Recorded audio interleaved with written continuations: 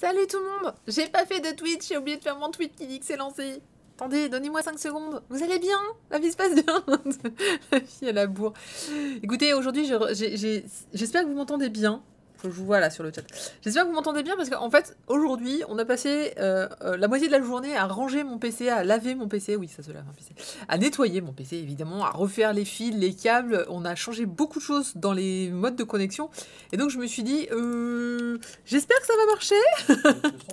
Le son passe, c'est déjà pas mal. Mais on n'entendait plus le générique, mais on l'entend jamais, je ne sais pas pourquoi. Alors, je dis aux gens, viendez. Voilà, viendez.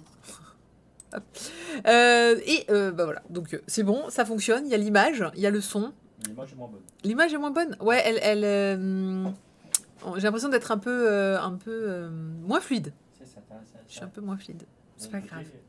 Oui, bah oui. En fait, on a fait, comme je dis, des petits changements on a été moins direct dans les câbles. Je sais, faut pas le faire en informatique, faut être le plus direct possible.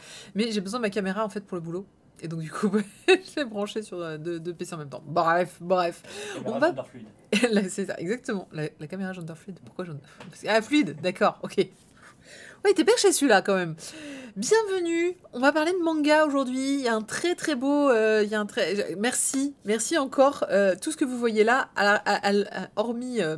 Rakan à nouveau monde sont des services presse que j'ai reçus donc de Pika Édition, H2T, Nobi, de Panini et une petite surprise par ici puisqu'on va parler d'un manga très spécial qui est très cher à mon cœur puisqu'il s'agit du premier chapitre d'un manga de Spade. Voilà, on en parlera tout à l'heure. Je l'ai mis à la fin là, je l'ai pas mis à la fin en me disant bon j'en parlais en dernier mais ce n'est qu'un chapitre.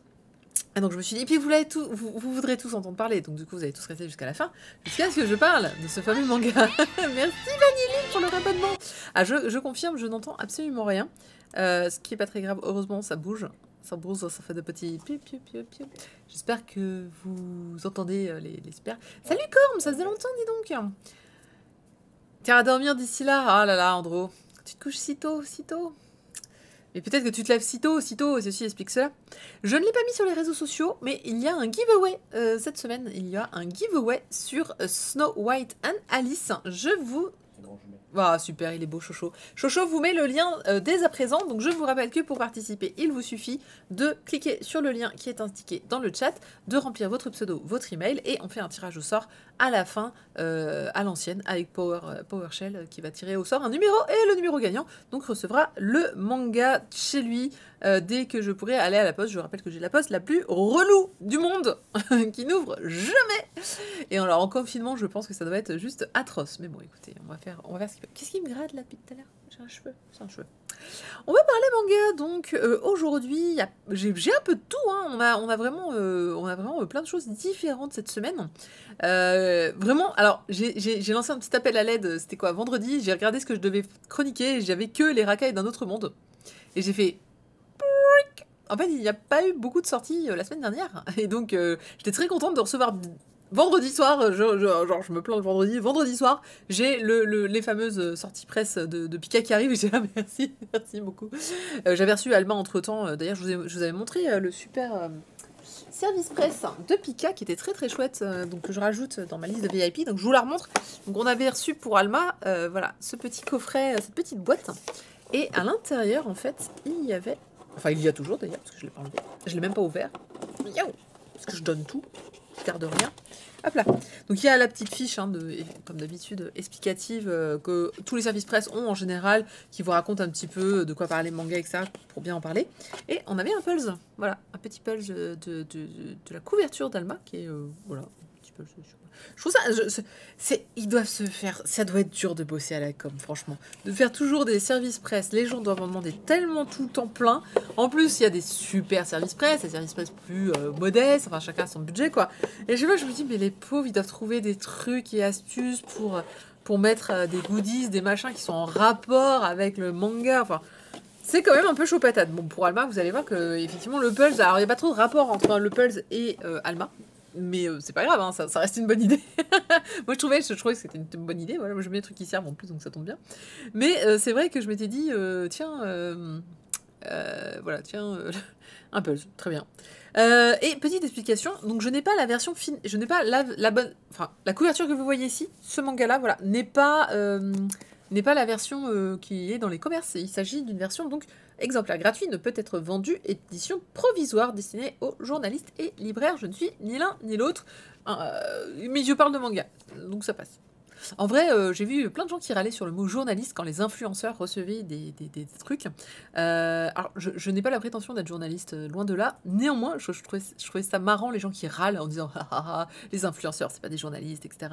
Alors, si, hein, en fait, à partir du moment où. Y a pas je crois qu'il n'y a pas besoin d'avoir une carte journaliste pour être journaliste. J'ai un petit doute là-dessus, mais il me semble que c'est plus une fonction. C'est à partir du moment où tu écris dans des magazines.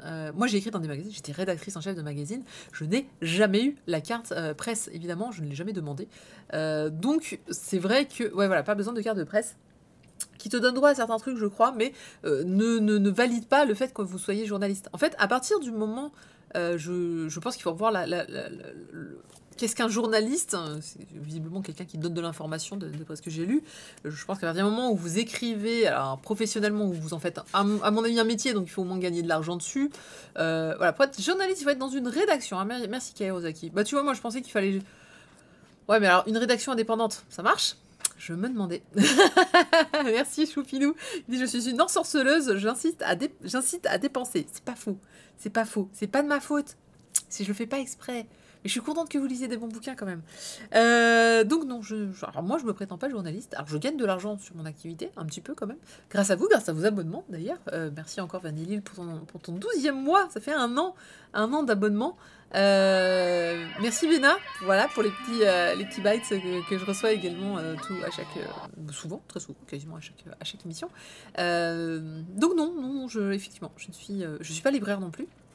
Donc qu'est-ce que ça fait de moi? Bah écoutez, je ne suis qu'une fille devant son écran avec une caméra qui vous dit que y a des mangas qui sont bien et qu'il y a des mangas qu'il faut acheter. Voilà. Après, vous choisissez, vous faites votre truc. Donc, mais c'est vrai qu'on va pas se mentir, le fait de recevoir ces services presse pour moi. Alors moi, à quoi ça me sert? Essentiellement, en fait, ça me sert à les avoir. Ah oui, c'est très bête comme ça, mais comme je vous l'ai dit, depuis un an maintenant, j'ai beaucoup de mal à me fournir en manga correctement en temps et en heure pour mon stream, et j'aime bien être à l'heure pour les streams. Et puis j'aime bien, c'est vrai que c'était un truc qu'on avait dit dans MangaCast à une époque. Moi, quand je faisais MangaCast, donc le podcast sur les mangas et les animés, je vous invite à écouter la dernière émission d'ailleurs, on recevait, en fait, on chroniquait les mangas le mois de leur sortie. Donc, mettons qu'on faisait MangaCast le 20 du mois, bah c'était tout, le 20 du mois de mai, bah on faisait les mangas du mois de mai. Et c'est vrai qu'on s'était dit, c'est quand même bête, parce qu'on fait une émission parfois 3 semaines après que le bouquin soit sorti, c'était peut-être pas le super, pas très utile. Et on s'est dit, ça serait génial d'avoir les trucs à l'avance et de pouvoir chroniquer avant que ça sorte un petit peu. Bon, moi j'ai pas trop ce problème, parce que je suis à une semaine, donc on va dire que les mangas qui viennent de sortir, ou comme les racailles sont sortis la semaine dernière, ça va, je vous les chronique ce lundi, bon, ça va, je suis quand même assez proche des sorties. Maintenant, là, je vais pouvoir vous parler de quand même 4 titres qui vont sortir cette semaine. Et ça, je trouve ça que c'est quand même super classe. Et je suis contente de pouvoir vous en parler, donc du coup, un petit peu à l'avance. Peut-être que vous allez pouvoir prévoir vos achats, vous allez pouvoir prévoir un petit peu. Donc, voilà. Donc, je trouve ça, je trouve ça plutôt cool de les avoir à l'avance. C'est vraiment juste pour ça, en fait, que par rapport aux éditeurs, ça m'aide. Et puis bon, bah, financièrement, on va pas se mentir qu'en avoir un petit peu moins sur le porte-monnaie, comme vous pouvez le voir, il y a quand même beaucoup de choses que je chronique et que j'achète. Donc ça me fait toujours ça de moins qui me permet d'acheter plus de l'autre côté et de pouvoir continuer les séries. Voilà, donc c'était un petit peu le truc sur... parce que j'avais vu une réflexion sur quelqu'un qui avait dit journaliste quand on reçoit des services presse. Ben, va falloir vous y faire parce que oui, à partir du moment où les éditeurs estiment que on contribue un petit peu à promulguer leurs titres et en parler et en parler en bien, je suppose, en bien, alors pas positif, hein, mais en bien, dire faire une vraie chronique avec des arguments, en expliquant le dessin. Voilà, je suppose que c'est assez complet peut-être. Salut Sandra. Ah, Vanille a déjà dépensé tout son budget. Mais on est le 6. Non, on est le... On est le 5. On est le 5, t'as déjà tout. Merci Nico, c'est gentil. Écoute, je sais pas si je mérite, mais quand je les reçois, j'ai l'impression un tout petit peu dans mon kokoro que je mérite un peu quand même. Je me dis... j'ai une petite reconnaissance quand même, j'ai complet. Kawasaki vous invite à lire une vidéo de Ludovic B sur YouTube qui explique justement ça plutôt bien. Je pense que tu veux parler, voilà, le côté youtubeur journaliste qui n'est pas journaliste, etc. Écoute, c'est vrai que je ne connais pas bien tout ce... Et il y a toujours des rabat-joie. Oui, on est tous d'accord qu'il y a toujours des rabat-joie. Alors mais mine de rien, le coup des SP, c'est un sujet depuis toujours. Enfin, je veux dire, il y a 20 ans, on nous houspillait dès qu'on recevait des SP. Enfin, moi, j'en avais parce que je bossais. Alors, pour le coup, j'avais une librairie. Donc et je bossais pour des éditeurs, donc j'avais beaucoup de SP. Ça allait. Mais le moindre site web qui recevait des services presse se faisait mais engueuler de fou. Enfin, c'était en mode, t'es un vendu. Si tu reçois le service presse, t'es un vendu. Bah non, non, tu peux ne pas aimer des titres et t'as le droit de le dire. Enfin, faut avoir les bons arguments, faut juste pas dire que c'est de la merde, parce que rien n'est de la merde concrètement, à part le caca en lui-même. Mais tant que tu dis, tant que tu expliques vraiment le pourquoi du comment et que t'es assez neutre dans ta façon de parler, bon, je pense que les éditeurs sont capables de tout entendre. Ils sont enfin ouais, ils sont intelligents, ils sont des êtres humains quand même. Ils sont au courant qu'on va pas. Moi, je l'ai toujours dit que comment si tu m'envoies ton bouquin, c'est pas pour autant que j'en tire du bien. Hein, Spade, ça va, tu stresses pas trop de ma chronique à la fin. Pardon. Ben oui, hein, je rappelle que le manga de Spade, on va en parler à la fin. Écoutez, on va commencer. Ben donc sur ce, commençons. Ouais, il me connaît quand même. Salut ailleurs, pardon, je t'ai pas dit bonjour. On va commencer donc avec Alma, donc de Panini, Panini Comics, qui continue sa belle lancée sur les mangas de science-fiction. Alors là, voilà, bah là, moi je suis complètement vendue. Je suis pas vendue à Panini, je suis vendue à la science-fiction. On sait très bien que je suis très fan de la science-fiction et que dès qu'on sort un titre, voilà, je suis très fan. Donc je rappelle que ceci n'est pas la vraie couve, du coup je ne peux pas vous dire quelle est la qualité de la couverture de l'édition du coup qui va sortir le 7 avril, c'est-à-dire mercredi. Puisque c'est donc voilà l'édition qui était avec le service presse, qui est une édition pour lecture en fait, si vous voulez, qui est très très simple, avec même pas une surjaquette, rien du tout. Hein. Voilà. Oh Choupinou, c'est gentil, merci, c'est vraiment gentil. Salut Ken, c'est Prad. Donc la jaquette est belle, oui, il n'y a pas que la jaquette qui est belle, ça tombe bien, et c'est bien parce que la jaquette fait très science-fiction, un peu comme Adam le robot de chez Pika. On est encore une fois sur un truc où il n'y a pas trop de doute sur la couve, voilà, et le titre s'appelle Alma, également en japonais, de Shinji Mito, et c'est une série courte. Là encore, la science-fiction il n'y a pas beaucoup de séries qui sont très très très longues. On se souviendra chez Panini, il y avait Eden qui était juste à tomber par terre et qui est d'ailleurs que je pense qu'il va être ou réédité ou où il y a des rééditions. Eden, que je vous encourage aussi si vous aimez la science-fiction, qui était génial ici, mais qui était un peu plus long, qui faisait dans les... j'aurais dit 17 tomes, hein, si je me trompe pas. Donc, du coup, Alma, c'est voilà, une petite série de 4 tomes. Ça vaut 7,99 €, ce qui est dans les prix classiques de Panini. Donc, encore une fois, je suis désolée de ne pas pouvoir vous dire ce qu'il y aura pour de vrai. Sur la couverture. Ah, il sort ce mois-ci, Eden, merci Cicel. Oui, il me semblait bien qu'ils avaient annoncé une réédition, mais j'avais pas le planning en tête, donc vivement. Alors, de quoi ça parle Alma? On est dans un mode post-apocalyptique, du moins on le suppose, puisque en fait finalement la première chose que l'on voit, j'espère que cette page serait en couleur dans l'édition que vous aurez. Voilà. Ceci est le monde, et ceci est un jeune garçon qui vit tout seul avec une autre jeune fille dans ce monde. Alors vous le voyez pas bien, mais c'est complètement dévasté. La ville n'est qu'un champ de ruines complet. On ne sait pas dans quelle ville on est. On sait juste qu'il neige, qu'il fait froid.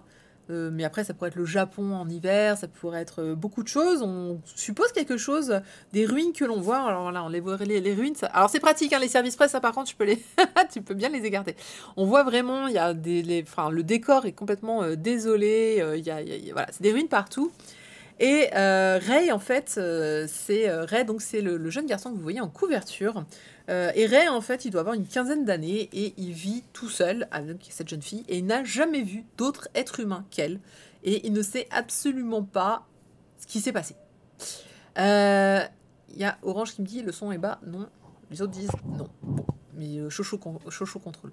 Et on sait pas ce qui s'est passé parce qu'en fait tout ce que fait Ray, c'est des sortes d'expéditions. Il se fait une sorte de map personnelle dans lequel il va aller en fait à la, comment dirais-je, il va aller un peu plus loin dans le territoire, voir s'il trouve des choses, voir si il n'y a pas quelque chose qui peut l'aider, ou de la manger ou à boire, des choses nouvelles.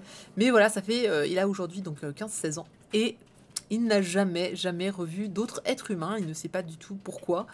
Et la jeune fille qui l'accompagne s'appelle Triss, elle est un peu plus âgée que lui, il la connaît depuis qu'il est né quasiment, et il n'y a pas plus d'infos que ça en fait. Le mystère semble planer et ils vivent tous les deux en fait, ils semblent être les derniers êtres humains de la planète. Et il est accompagné d'une sorte de petite bestiole, alors on dirait une sorte pas un hamster, mais plutôt, vous savez, les écureuils volants japonais ou coréens, là, qui sont vraiment tout petits, tout mignons. Et à part cette créature qui, étrangement, en fait, est mi-animal, mi-robotisée, puisqu'elle est capable de prendre des photos et de les ressortir. C'est très impressionnant. Avec ses yeux, oui, avec ses yeux, du coup. Ce qui est très, très impressionnant, bah tiens, la voilà, vous la voilà. Elle est là, la petite petite. Regardez-moi comment elle est toute petite, toute mémée. C'est la petite mascotte mignonne de la série. Et elle va enregistrer notamment des messages. Et donc jusque-là, bon, nous en tant que lecteurs, on ne sait pas bien ce qui s'est passé. On se doute qu'il y a une catastrophe nucléaire, un truc qui leur est tombé sur le coin de la figure et qui a fini que, bah voilà. Et tout change le jour où ils rencontrent enfin un autre être humanoïde. Sauf que cet être humanoïde n'est clairement pas un être humain, puisqu'elle démontre très rapidement que c'est un robot humanoïde qui parle tout à fait couramment, et qui dit ah là là, ça y est, il faut qu'on s'enfuit. T'es le dernier, du coin. Bon bah écoute, ciao, nous on s'enfuit tous. C'est à midi demain, enfin à midi tout à l'heure. C'est fini, tous les robots vont s'éteindre. Ah là là, vous avez bien gagné la partie. Et ce carapate, et là tu vois une nuée de vaisseaux qui s'envolent dans le ciel et qui partent loin vers l'horizon. Grande surprise pour notre Ray et sa copine Triss, qui se disent mais qu'est-ce qui se passe? Et en fait, déjà ils comprennent que... Alors, toi, lecteur, tu comprends qu'effectivement il y avait une histoire de robot. Alors il y avait des petits indices, hein, mais bon, tu te disais ok, d'accord. Effectivement, il semblerait que les robots, évidemment, aient pris le contrôle de la planète. On est un petit peu Terminator, vous savez, le jugement dernier, quoi.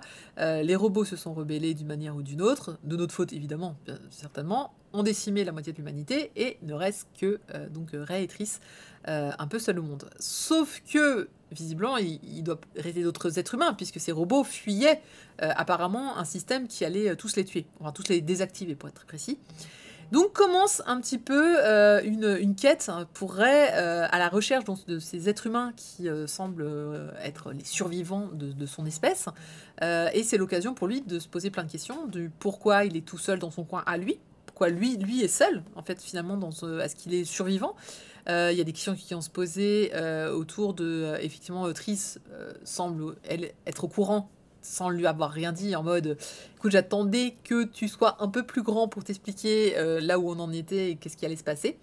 Et donc on est voilà sur dès le tome. Alors j'essaie de pas trop vous spoiler parce qu'il y a beaucoup de révélations qui sont faites. Hein, on parle d'une série de 4 tomes. Évidemment, il va y avoir des aspects alors, il y a des aspects très robots. Si vous aimez les robots comme moi, eh ben, il va y avoir beaucoup de choses autour des robots, hein, notamment les règles des robots, hein, que vous connaissez sans doute, qui sont tu ne tueras pas un être humain, je sais plus, alors, il y a tu ne tueras pas un être humain, en général, je l'ai bien. Les deux autres, je les ai un petit peu plus mal. Si vous les connaissez, c'est cool. Sinon, c'est pas grave, je vais les relire. Voilà. Mais effectivement, il y a... Alors, voilà, merci. Interdit de blesser des humains. Ah oui, non, alors les autres c'est parce qu'ils étaient... Alors, il y a... Tu ne tueras pas... Oui, les robots ont des règles. Tu ne tueras pas un être humain ou tu ne blesseras pas un être humain. Tu ne modifieras pas cette règle. Bah oui, c'est parce que sinon, bah, c'est pratique. Et enfin, eux, ils ont rajouté le... Et tu reformates périodiquement la mémoire. Donc c'est bien parce que du coup, les robots sont, à la base, étaient complètement sous la coupe des humains.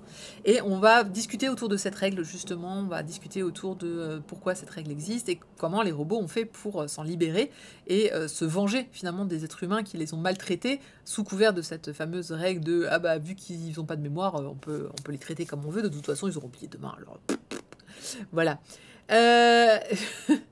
Sandra qui est traumatisée par les champignons de Raquel d'un autre monde. Oui, on va en parler. On le voit, on a 2 cas sur ce champignon, il faut arrêter de le malmener, hein, vraiment. Donc voilà un petit peu le monde tel qu'il est posé. Évidemment, se cache derrière ce monde pas mal d'informations. Vraiment, je peux rien vous dire sans spoiler, mais je peux vous dire que le fameux mot Alma donc va tout de suite être expliqué. On va le rencontrer très très vite dans l'aventure. On va voir qu'en fait, il s'agit d'un comportement des robots. Ça, je peux vous le dire. Et on va découvrir donc très rapidement c'est quoi ce comportement et pourquoi il est si important et pourquoi il est lié à Ray. Voilà, Ray qui va être un petit peu la clé de tout ça. Et c'est super bien mené pour l'instant. En tout cas, je trouve que l'ambiance est parfaite. Vraiment, il y a un côté désespoir au début qui est génial. Enfin, vraiment qui est très très... Oui, le désespoir, c'est génial. Non, mais vraiment, on se croirait dans un film. C'est je trouve assez impressionnant. Enfin, limite, on entendrait la neige souffler, on entendrait la musique de désolation. Enfin, ce serait presque, bah, comme je disais un petit peu, bon, le côté Terminator est un peu plus violent et feu, mais peut-être un peu plus comme dans... Bah, si vous aviez vu par exemple Fire Punch, je trouve on retrouvait bien ce truc de complètement désespoir, voilà, que personne va s'en sortir, qu'on va tous crever, et que d'ailleurs, il y a plein de paysages apocalyptiques, avec des cadavres, avec des robots, avec plein de trucs. Donc vraiment, le pauvre Ray et Triss, au début, c'est pas la fête. Hein. Heureusement, il y a ce petit animal, là, d'ailleurs, qui met un petit peu, qui est un peu l'élément gag du manga, qui revient un peu souvent. Et puis même les humains qu'il va rencontrer, vous savez, on va certainement s'intéresser, alors je m'avance un peu, mais je pense que ça va un peu s'intéresser du côté, qu'est-ce qui est le plus méchant finalement? Est-ce que c'est les robots qui se défendent, ou est-ce que c'est les humains qui n'ont pas arrêté de faire la guerre, qui ont pas arrêté de détruire la planète, et les robots qui se sont dit... on va peut-être pas leur laisser le truc, quoi, finalement. Peut-être entre les humains et les robots, nous, on a vite fait notre choix, on trouve qu'on est mieux, et vous avez tous dégagé. Voilà, donc je pense que c'est surtout une histoire un petit peu autour de ça. Donc j'ai vraiment beaucoup hâte de lire la suite. J'ai trouvé ce premier tome hyper prenant.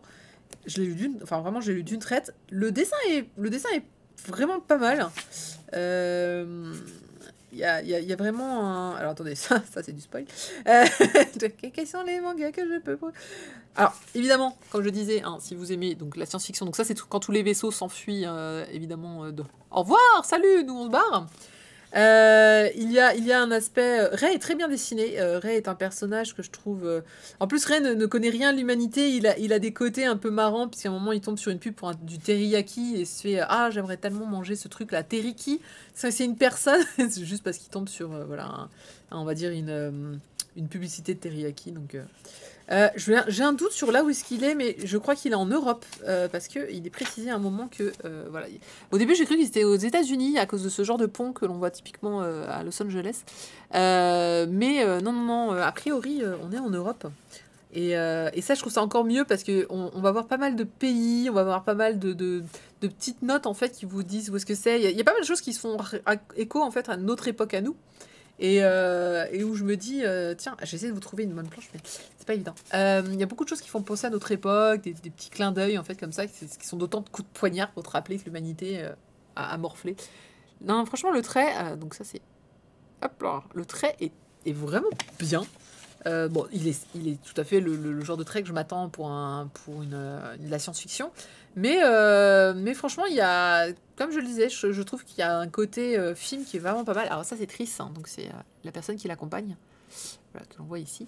Il y a un côté, ne serait-ce que les décors qui sont juste très beaux, et pas que. Bah, d'ailleurs, on le voit, je pense, pas mal à la couverture qui déjà est un petit je ne sais quoi. Alors il y a un petit peu d'action, mais il n'y en a pas tant que ça, hein, mais là encore, hein, l'action qui est faite est franchement topissime. Mais il n'y en a pas beaucoup, on se concentre énormément sur notre jeune héros qui finit d'ailleurs par avoir des idées assez sombres sur la solitude. Donc voilà un petit peu ce manga que je trouve particulièrement réussi. J'étais même, honnêtement, j'étais surprise parce que, bon, déjà, la science-fiction en général, ils sont bons. Là, la couve, j'aimais bien. Quand j'ai vu Alma, je me suis dit, tiens, ça a l'air chouette.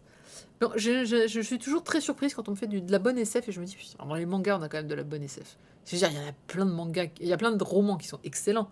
Mais des mangas, ça se loupe rarement quand même. Je sais pas si vous avez déjà vu un manga de SF manga qui bof, mais honnêtement, moi, j'en ai pas vu tant que ça. Même le dernier là de Kiasamiya qui est sorti chez Noévé, j'ai dit, mais franchement, il est super bien ficelé, super bien intéressant. Je me dis, que demande le peuple? Il y a Vivi en anime qui est bien. Il y a Vivi. Vivi. V-I-V-I. V-I-V-Y. V-I-V-Y. Oh, ouais, c'est. Je ne connais point.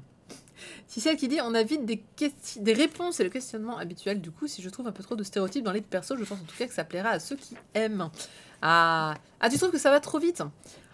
Alors, il n'y a que 4 tomes, mais je suis d'accord avec toi, ça va très vite. Je pense que... Mais est-ce qu'on aurait pu faire un tome sur la première partie? Parce que le manga est vraiment divisé en 2 parties. Hein. Il y a la première partie, et puis il y a la partie suivante où il court après les chimères d'humanité, finalement, auxquelles il pense qui existent toujours.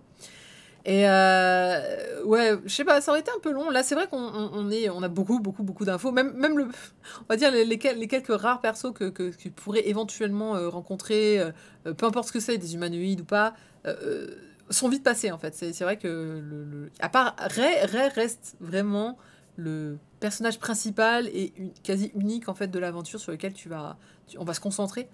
Et mais c'est vrai que on va dire bon, on s'y attend un peu, mais c'est vrai que la révélation, on va dire, j'ai l'impression que la révélation du manga est arrivée à la fin du tome 1. Donc je suis d'accord avec Cicel sur ce point.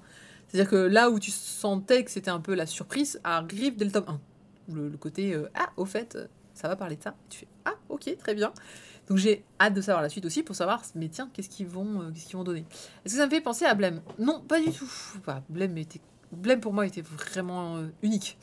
Il n'y a pas grand chose qui me feront penser à Blême en fait de façon générale. Donc c'est vrai que c'est quand même très spécial. J'ai pas encore la date du deuxième tome, sauf si je me suis trompée, mais j'ai cherché, j'ai pas trouvé, mais à part ça. Mais en ce moment, je crois que ça va être un peu compliqué. Je crois que je n'ai aucune date de suite sur aucun des titres que je vais montrer.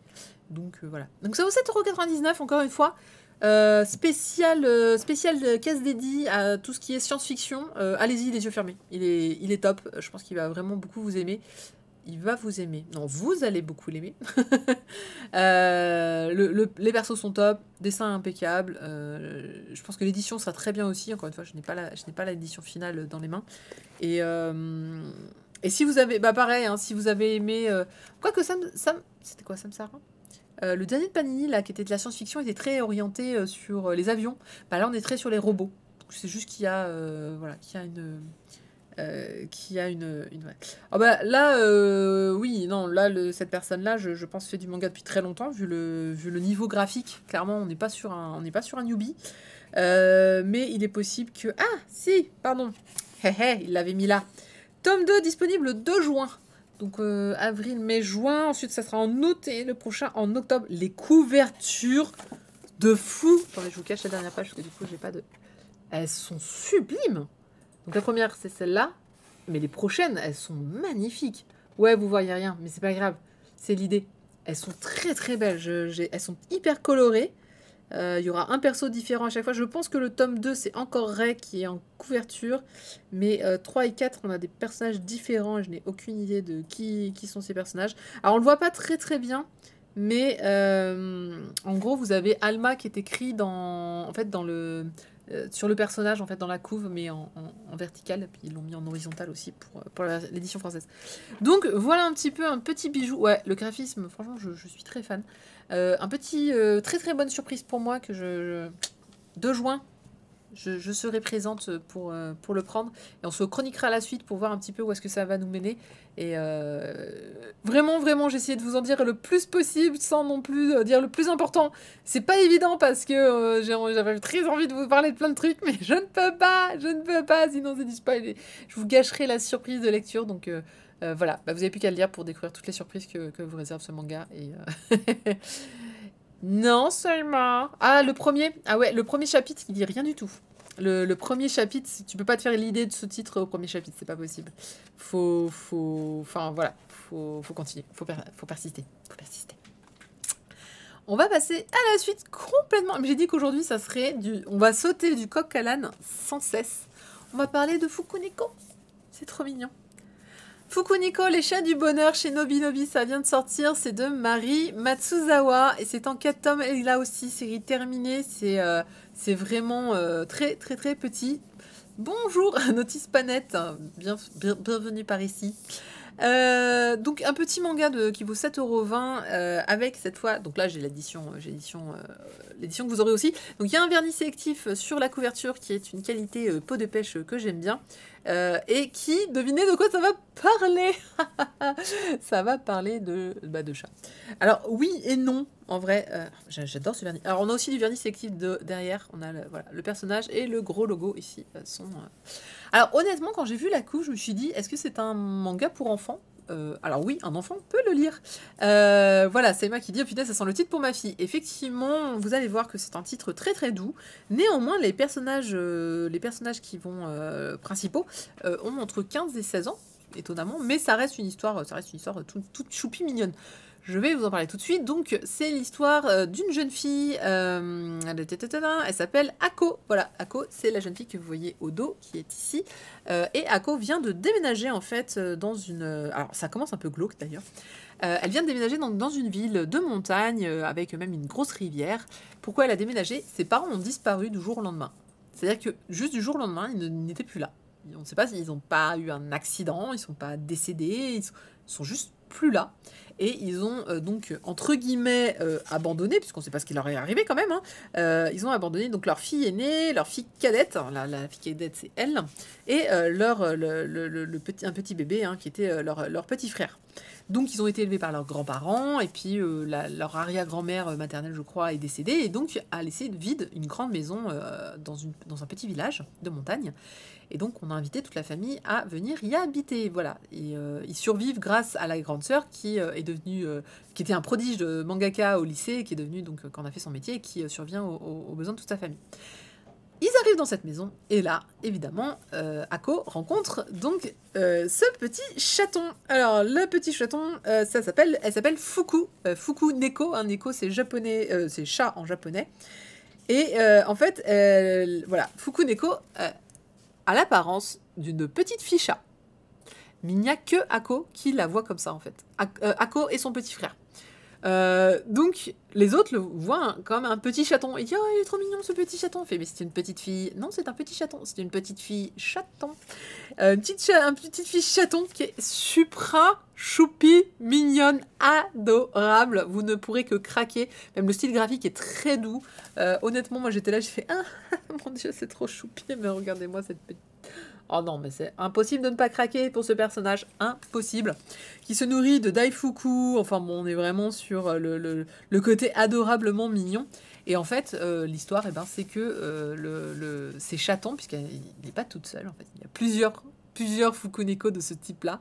En fait, c'est parce que dans ce village, il y a une légende comme quoi les chats, il y a un temple dédié aux chats, et ce sont des chats porte-bonheur, en fait, qui s'attachent à une personne en particulier, et qui vont donc du coup apporter tout le bonheur à cette personne. Voilà. Et il s'agissait donc du Fukuneko de la grand-mère qui est aujourd'hui disparue, et en entrant donc dans la maison, elle a jeté son dévolu sur Ako, en espérant donc voilà, qu'elle soit heureuse. Donc ce manga, c'est, voilà, hein, comme je disais, n'est pas la seule, hein, il y en aura d'autres. On les voit sur les prochaines couvertures. C'est mignon, c'est choupi, l'histoire est pas trop mal, dans le sens où c'est pas hyper gamin. C'est Emeline qui l'a réservé à sa libraire. C'est bien, c'est pas une idée ça. C'est mignon, mais à la fois on est quand même sur des enfants qui sont livrés à eux-mêmes parce que leurs parents ont disparu. À un moment, on va avoir d'autres personnages qui vont arriver où effectivement on va avoir une jeune fille qui va dire que voilà, elle a perdu son grand-père. Elle espérait trouver le Fukuneko de son grand-père, mais ce dernier s'est enfui. Donc on a des sujets qui sont pas les plus enfantins du monde. On n'est pas sur un truc gag, on n'est pas du tout sur du truc gag. On est plutôt sur quelque chose un petit peu mignon, à la fois un petit peu triste quand même, je trouve. Il y a une petite forme de mélancolie. Et en fait, ce petit chaton est là pour vous dire, gambale, courage, allez-y, faites de votre mieux, je suis là pour vous aider. Et qui va faire sa petite danse du bonheur. Parce qu'elle a une petite danse du bonheur, ils en ont tous d'ailleurs une, pour vous encourager. Du spleen chibi, dit ailleurs. Oui, c'est un petit peu ça. Donc c'est beaucoup plus mignon que ce que je m'attendais. Enfin, c'est beaucoup plus sympa à lire que ce que je m'attendais. Je pensais vraiment qu'on serait sur un titre enfant, avec peut-être un truc un peu simple. Et en fait, je me rends compte que c'est plus compliqué, enfin plus complexe en tout cas que ce que je m'y attendais. On garde le petit côté mignon pour autant, mais sur une histoire qui est quand même pas la plus simple du monde ou la plus facile, sur ces enfants, encore une fois, qui non seulement sont livrés à eux-mêmes, bon, ça transparaît pas des masses, hein, qui sont tristes, parce qu'apparemment ça fait quand même quelques années que leurs parents sont disparus. Mais par exemple, l'héroïne vit assez mal le déménagement, elle a été séparée de ses amis, on a la grande sœur qui donc assume les dépenses de la famille en étant mangaka, qui est obligée du coup de beaucoup dormir, enfin pas beaucoup dormir, mais bon, elle est tout le temps en train de bosser toute la nuit, ou alors elle est en train de dormir, enfin bon, donc du coup elle est un petit peu, voilà. Chobits, la bonne. Pour les adultes, adopter un Chobits, pour les ados, adopter un Fukuneko. Exactement. Le dessin, je disais, était très doux. Voilà, c'est vraiment un trait très sympa, très doux. Alors c'est dû parce que soit les cheveux sont complètement noirs, ancrés, soit les cheveux sont tramés, et il y a assez peu de... en fait, c'est vraiment un trait plein, limite un trait d'animé d'ailleurs, je trouve. Je pense qu'on doit être un peu comme la couverture d'ailleurs. C'est le genre de trait que moi personnellement j'aime bien. C'est vraiment voilà, des traits pleins, on n'est pas sur un trait crayonné, on est sur quelque chose qui est très très précis et qui donne du coup vraiment ce contenu très doux. Nobi aime bien ce type d'histoire accessible pour tous les âges, tout à fait, avec divers degrés de lecture. C'est exactement ça, c'est ce que j'allais dire. Je disais que pour moi, Nobi c'était vraiment un titre pour enfants. Je confirme, ce titre peut être lu complètement par tout le monde. Vraiment, c'est un titre, tu peux... Après, je sais pas ce qu'un enfant pourrait... un enfant de moins de 10 ans, je suis pas sûre qu'il y ait de l'intérêt. Alors, j'ai pas encore lu à ma fille. Je me demande quel intérêt il pourrait avoir à suivre des aventures d'adolescents, finalement, puisqu'encore une fois, on parle sur... Alors, elle est au moins collégienne. Hein. On est sur des aventures d'adolescents, mais peut-être que c'est le côté petit chaton qui va du coup leur plaire et se dire ah oui, mais c'est trop mignon. Donc, ils ont marqué quoi? Kawaii, animaux, amitié, folklore japonais. 8 ans et plus. Voilà. Encore une fois, il n'y a absolument aucune violence, aucune maltraitance quelconque, donc c'est vrai que c'est un titre qui est facile à lire.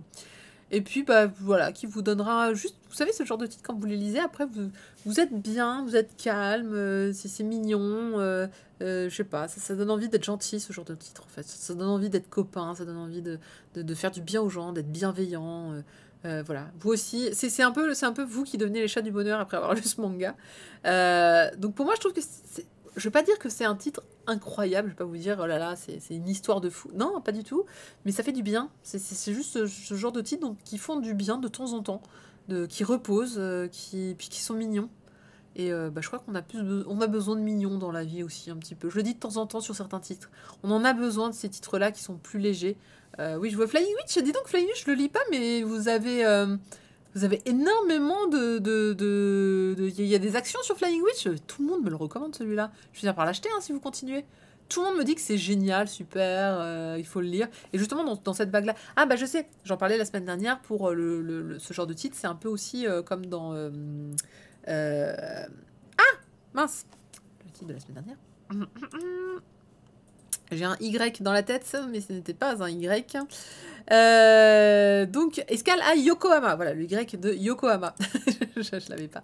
Donc, oui, pour moi, c'est effectivement, on est un peu comme dans cette ambiance-là, voilà, très calme, très zen, et très choupi aussi un petit peu, donc c'est cool. Lisez Yokohama, c'est très bien. Doko qui dit, pour moi, c'est Mouif, tu parles de... non que Ricky, de Flying Witch. Oui, Ricky aussi est très très fan de Flying Witch, c'est lui aussi qui m'en parle très très très souvent.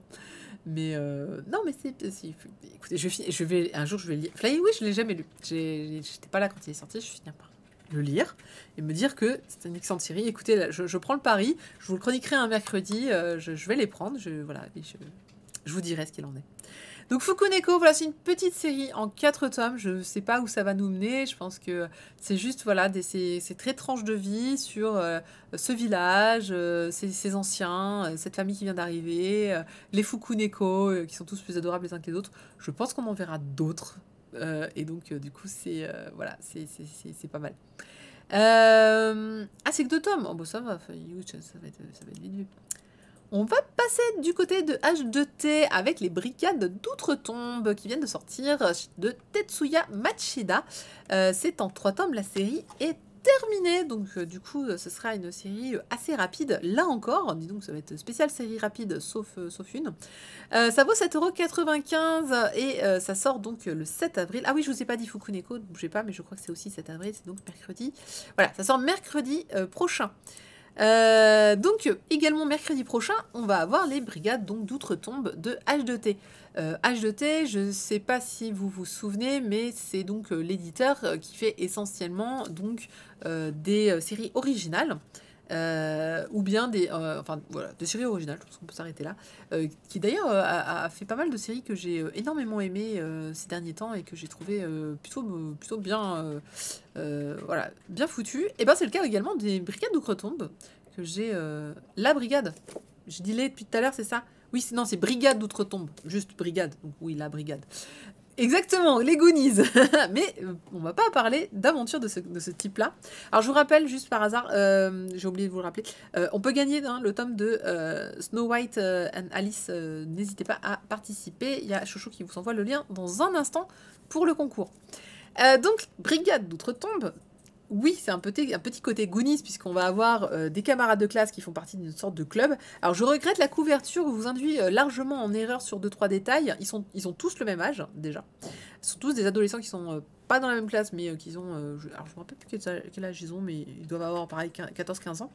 Et en fait, c'est une bande de potes donc qui s'amusent à se faire peur avec des histoires de fantômes. Pourquoi? Parce que le meneur, entre guillemets, c'est celui qui a une parka sur la tête et qui s'appelle Adam. Et Adam, en fait, il peut voir les esprits depuis son accident. En fait, il a eu un accident extrêmement grave. Il a sauvé 2 jeunes enfants d'un accident de camion. Et il a été extrêmement blessé à la tête. C'est pour ça qu'il a une parka, c'est qu'il ne veut pas montrer ses cicatrices. Et donc, depuis cet accident, il a une petite sensibilité aux fantômes. Et donc, du coup, Adam s'amuse de temps en temps. Voilà, enfin, tout le groupe s'amuse en fait à repérer des fantômes et à essayer de les comprendre, à essayer de faire quelque chose. Et puis, un jour, ils vont tomber sur un fantôme. Alors, l'histoire s'ouvre sur le fait qu'il voit des pas dans la neige pieds nus, mais il voit rien d'autre. Il voit juste des pas qui avancent dans la neige et il entend le rire d'une petite fille. Et donc, du coup, il va essayer de demander de l'aide à une jeune fille. Alors, la jeune fille, vous la voyez, elle est à droite, elle a les cheveux très très courts. Elle, par contre, est reconnue pour avoir des vraies capacités psychiques et qui fait qu'elle connaît bien les fantômes, puisqu'elle a ça depuis assez longtemps. Et donc, ils vont aller lui demander de l'aide pour voir qu'est-ce qu'il faut faire avec ce fantôme. Et elle dit non, mais il n'y a pas moyen, les fantômes, vous savez, c'est dangereux. Si vous en approchez, ils vont vous hanter. Enfin, voilà, c'est vraiment. On est vraiment sur le côté réaliste du fantôme. C'est-à-dire, on n'est pas sur je vais te faire peur. Il y a vraiment, dans l'histoire, il y a vraiment des fantômes qui sont pas montrés en général ou très peu. C'est un fantôme, donc ça, par essence, ça ne se voit pas. Donc, on ne les montre pas. Mais par contre, on va montrer voilà, les pas dans la neige, on va les entendre. Il va y avoir des petites choses qui vont donner l'impression que ces fantômes, donc, et dans cette histoire-là, existent vraiment. Et donc, Ray voilà, va les aider, et puis va intégrer finalement le club des Goonies, je vous ai entendu. Donc, cette brigade d'outre-tombe et d'autres aventures, enfin d'autres histoires de fantômes vont prendre le pas chapitre par chapitre. Et ça tient bien la route en fait. C'est des histoires qui sont plutôt intéressantes. On est à mi-chemin entre la petite histoire un peu triste, l'histoire qui fait un petit peu peur aussi, parce que c'est des fantômes, mine de rien. Les histoires plus angoissantes, genre, vous savez, un peu comme, je sais pas, la Dame Blanche, ce genre de choses. Enfin, vraiment, le fantôme qui. Quand tu vas le voir, tu vas paniquer, tu vas te dire ok, là, je le vois, ça fait flipper. Et puis après, il va y avoir en fil rouge une histoire en fait qui va se maintenir, notamment celle du héros qui a ces mystérieux pouvoirs qui sont apparus après cet accident. On va avoir une histoire aussi, une rumeur qui va courir sur le lycée, une vieille histoire en fait d'un professeur qui serait mort après qu'une élève ait annoncé qu'il allait mourir. Et ça va servir en fait voilà, de liant, je pense, sur les 3 tomes qui vont courir. Donc il y a différents personnages qui vont arriver. Et voilà. Donc là, voilà la bande. C'est pour ça que je vous disais, hein, ne vous fiez pas à la couverture. Hein. Donc ils sont tous vraiment du même âge. Ils fréquentent tous la même école. Voilà, avec le héros et sa parka. Je trouve la couverture pas très très belle. Très honnêtement, le dessin est vraiment beau. Le dessin a une excellente qualité graphique. Alors, je suis partagée. Adolescents, faut arrêter de bouffer du soja. Ouais, ils sont peut-être bah si, collégiens, c'est un adolescent. Le dessin, c'est un dessin où tu sens que la personne a eu du temps. Enfin, moi personnellement, je trouve, je connais pas l'auteur, je trouve que c'est le genre de dessin que je vois dans des illustrations où les gens ont le temps de bien dessiner correctement. Ça veut pas dire que c'est beau, même si c'est complètement tout à fait correct, hein. Mais c'est juste que c'est un dessin très propre, extrêmement propre, beaucoup trop propre. On est, voilà. Et vous allez vite le voir parce que, regardez, d'habitude à l'écran, j'ai du mal à vous montrer des planches. Et vous allez voir que là, les détails vont tout de suite ressortir. Et ben ça veut dire que c'est vraiment... En plus, on a vraiment le roteling sur les traits du visage. C'est vraiment d'une précision exceptionnel. Enfin, vraiment, la qualité, la personne qui a dessiné ça a pris un temps infini pour dessiner quelque chose vraiment de qualité, mais sans être beau. Encore une fois, mais il y a une très très grande maîtrise de dessin où j'ai vraiment le sentiment qu'il y a, voilà, quelqu'un a pris ce temps de correctement dessiner. Les personnages, on les différencie bien, ils ont tous une personnalité propre, ils ont un design, il y a vraiment... Alors, C'est pour ça, vraiment, vous fiez pas trop à la couve. À l'intérieur, le dessin, je le trouve bien mieux maîtrisé que la couverture qui, en plus, a été fait colorisation à l'ordinateur et je suis pas fan du rendu. Donc, vraiment, le manga a ce style, alors très très proche, moi je trouve, il a inspiré de nombreuses personnes, mais je trouve que c'est très Urasawa personnellement. On est très très proche approche hein, sans être pareil, d'un Urasawa. Donc voilà un petit peu à quoi ça ressemble. Ça se lit facilement. Là encore, le dessin, ce genre de dessin là qui est, voilà, les planches sont claires, le découpage est compréhensible, la lecture est vraiment fluide. Voilà, c'est vraiment impressionnant de voir ça. Je déplace mes points de chaîne parce que j'en ai trop. Donc du coup, on va avoir ce fil rouge qui va apparaître un petit peu au bout d'un moment. Alors, il y a de nombreux personnages que j'aime bien, c'est que les personnages sont pas stupides. C'est-à-dire que déjà, le groupe de jeunes, il est cool. Ils sont cool, ils sont, voilà, Goonies Power. Ils sont sympas, ils ont des bons réflexes, ils sont intelligents par rapport aux fantômes. Hein, ils foncent pas la tête baissée en se disant, il y a un fantôme, faut qu'on y aille. Surtout que Ray, donc la jeune fille, arrête pas de leur dire, non mais attendez, il y a des fantômes, il y a des règles, ça se fait pas comme ça, il faut faire ci, il faut faire ça, etc. Donc il y a un côté, ils foncent pas dans le tas de façon bête et méchante. Ils ont des adultes et ils vont essayer d'expliquer aux adultes les histoires de fantômes de temps en temps et ils vont rencontrer des adultes qui sont plutôt compréhensifs sur pas mal d'aspects de leur histoire, compréhensifs sur le fait que Adam a eu un accident, compréhensifs que à un moment il y a un enfant voilà, qui a perdu sa mère et qui est très attaché à sa mère. Et, il va y avoir un moment où on vous présente des personnages en vous disant regardez ceux-là, franchement ils sont peut-être un petit peu méchants, non? Et en fait non, c'est qu'une histoire de point de vue. Donc honnêtement j'étais très surprise par la composition des personnages que je trouvais vachement sympa. Ils sont tous intéressants. Alors, il y a plus d'accents qui sont mis sur Adam et Ray que les trois autres, mais c'est pas très très grave. Est-ce que c'est à lire ou déjà lu? C'est un peu des deux, ailleurs. Donc, bonne surprise sur ces persos, et puis même les persos qui vont arriver, puisqu'il y a des persos importants qui vont arriver en cours de route, là encore, on est vraiment sur des choses bien menées. Donc, c'est rare que je dise ça, mais on ressent vraiment dans ce titre un manga qui a été réfléchi. C'est ballot, hein. Mais tu sens que le scénario, les personnages, le dessin, tout a été vraiment bien pensé. C'est très étrange comme sensation. Je sais pas d'où ça vient, parce que je sais pas ce qui pourrait me dire que c'est mieux qu'un Fukuneko ou autre, mais tu sens que ça a été c'est un poil plus recherché, c'est un poil plus avancé, un poil plus... c'est comme si la personne avait dit, ça fera 3 tomes. Il a rédigé son scénario de 3 tomes et qu'il a fait « maintenant je les dessine ». Voilà, c'est le sentiment que ça donne en tout cas, alors c'est peut-être le cas, mais j'ai ressenti ça dans la lecture que il y avait quelque chose de bien foutu et de bien réfléchi sur son manga. Donc félicitations à donc Tetsuya Machida. J'étais un petit peu triste parce que j'ai noté que je n'avais que la direction éditoriale, je n'ai pas de traducteur, j'ai pas d'éditeur, j'ai que l'auteur. Et là, on va me dire, mais t'as pas lu ta fiche? Alors, en vrai, je l'ai perdue. Je l'avais... Ah, bah, je suis bête, c'était celle-là. Voilà. Putain, la fille, je l'ai cherchée tout l'après-midi. Putain, mais elle est pas dans le manga. Où est-ce qu'elle est? Alors, c'est, comme je le disais, hein, on nous donne des fiches quand on reçoit des services presse. Je l'ai expliqué tout à l'heure. Et puis, tout à l'heure, je la cherche. Là, je vois un morceau qui dépasse. Je fais, putain, je suis sûre que c'est celle-là. Et bah, voilà. Donc, oui, c'est bien une création originale. Alors, je pense pas lire quelque chose qui me... Non, voilà. Ah, voilà. C'était sur Tetsushi. En fait, c'était sur l'auteur. J'ai pas réussi à trouver quelque chose dessus. C'est un auteur de manga japonais, tout jeune en découvrant Doraemon qui décide de devenir mangaka. Bah dis donc, il a dû lire Part vivre aux États-Unis pour étudier l'art et l'anglais à l'université et de retour au Japon, il débute officiellement sa carrière de mangaka en tant qu'assistant avant de créer ses propres réalisations. Très bien, il adore Harry Potter, Stranger Things. Alors Stranger Things, on le ressent. Ça, je l'ai pas cité, mais effectivement, on citait les Goonies. C'est très Stranger Things aussi dans l'idée, avec la bande de copains, avec le côté même le côté parka. Il y avait un truc où E.T. il s'inspire au même titre que Jojo Bizarre Adventure ou Inuyasha, ses références en manga. Voilà. Eh ben, je suis très... je reste étonnée qu'il n'y ait pas de traducteur ou d'éditeur de ce titre. C'est comme si il avait tout fait lui-même, mais je pense pas qu'il parle français. J'en serais très étrange. Mais je pensais en apprendre un peu plus sur cet auteur, en fait. Donc voilà. Je pense pas que... Alors, est-ce qu'il y a un côté... Non, je peux même pas dire qu'il y a un côté. Je cherchais en fait qu'est-ce qui m'avait vraiment rendu cette lecture très différente, mais je ne pourrais pas dire qu'il y a un côté américain dans la narration, vraiment pas. Non, non, non, non, il n'y a pas. Ah bah après, il y a des... Ceci n'est pas un fantôme. Il y a...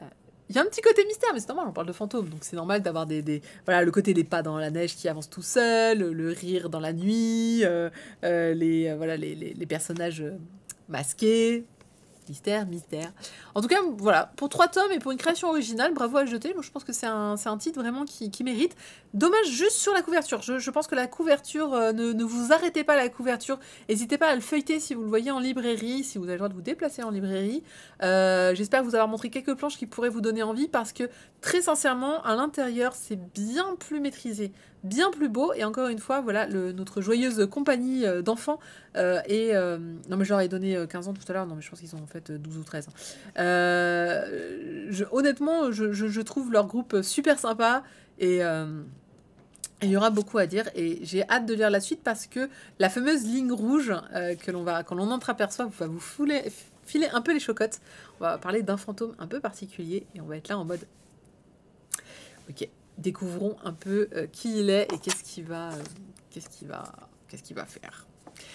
Ça sera le seul qu'on verra. Donc c'est pour ça qu'il faut qu'il file un peu les chocottes, d'ailleurs. Voilà pour Brigade d'Outre-Tombe. Et donc création originale, ça veut dire qu'il n'est pas sorti au Japon. Il n'y a donc pas d'éditeur japonais.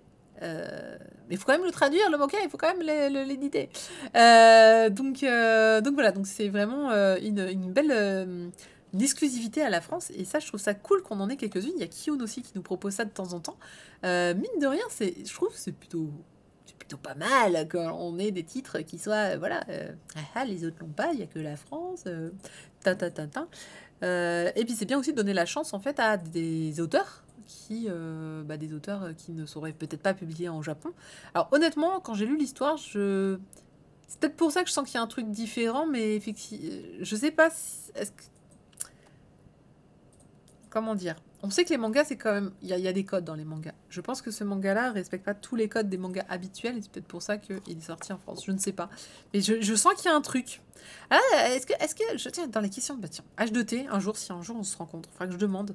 Est-ce que dans ce genre de cas, on demande à l'auteur de dessiner une histoire pour le public français? Ou est-ce qu'on rencontre en disant « Ah bah regardez, je suis en train de travailler sur un manga, est-ce que vous voudriez bien le publier en France ?» Donc du coup, c'est déjà que ça va... Voilà, c'est juste qu'il n'a pas d'éditeur et que c'est la France qui tombe dessus. Je me demande, parce que je me demande comment un japonais ferait une histoire si on lui dit « C'est pour un public français. C'est dessine-moi un manga, mais sache que il sera publié en France pour des Français. » Est-ce que du coup, je me demande si l'auteur se forcerait à faire une histoire qui se passe en France? Est-ce que... On le sait parce qu'il y a beaucoup de mangas, en fait, où quand on dit à des mangaka, bah, vos histoires, elles sont publiées en français, et les Français les adorent, ou à l'étranger, hein, de façon générale, les mangaka, ou les Japonais, de façon générale, disent, c'est étonnant. Les Japonais sont toujours... très souvent étonnés qu'on s'intéresse à leur culture, qu'on essaie de la comprendre. Pour eux, leur culture est incompréhensible, tout comme leur langue d'ailleurs, au passage.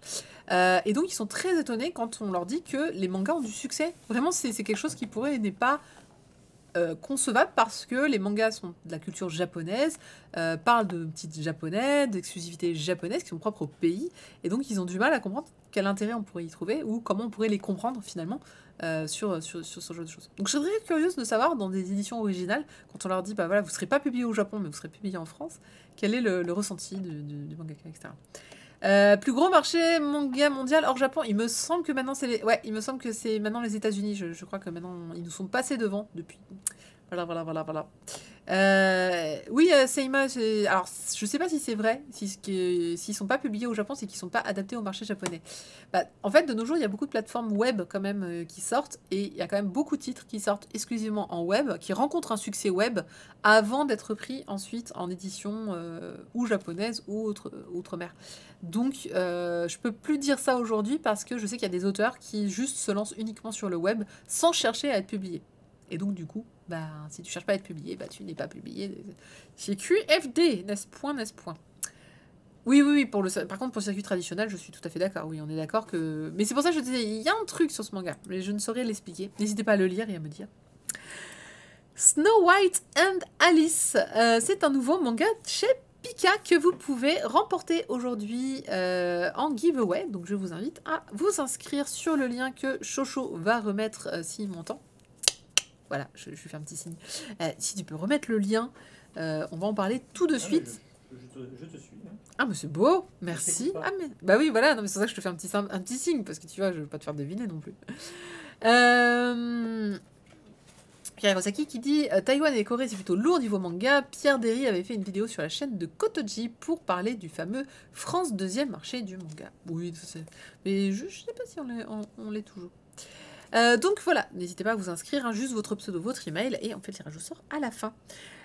Ça va être la seule longue série de la soirée, j'ai l'impression, puisque c'est une série de Pepou qui fait 10 tomes. La série est terminée, elle vaut 7,50 €. On est sur une couverture Pika. Pika fait assez rarement des fioritures sur leur couverture, donc une couverture toute lisse plastifiée.